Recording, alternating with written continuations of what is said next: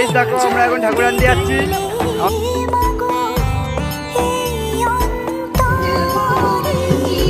Guys দেখো আমরা এখন ঠাকুর আনতে যাচ্ছি, আমাদের গাড়ি এসে গেছে, এখন আমরা সবাই মিলে মাকে আনতে যাবো।